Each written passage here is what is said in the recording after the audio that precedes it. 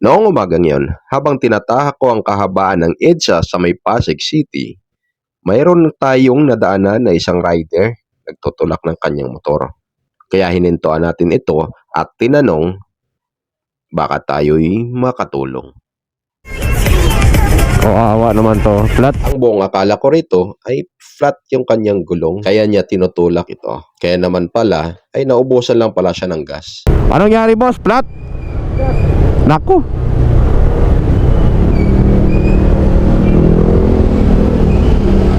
Flat o walang gas? Wala ng gas. Itulak kita. Sige, ibaba mo to. Punta tayo doon sa may santulan. Di ba may... Saan ka? Linig ko. Sige, sige. Sige.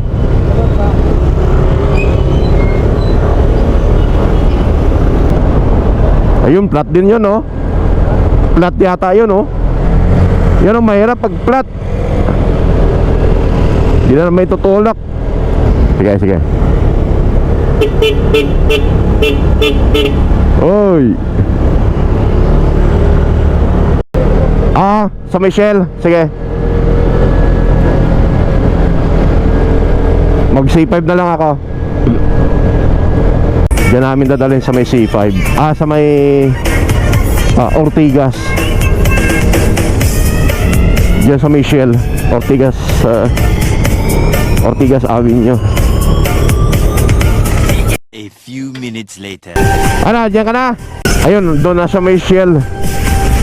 Para makakuha na siya, makapagpagas. Hindi natin natulong kung saan pa siya nag-umpisa na magtulak eh. Naubusan daw kasi ng gas.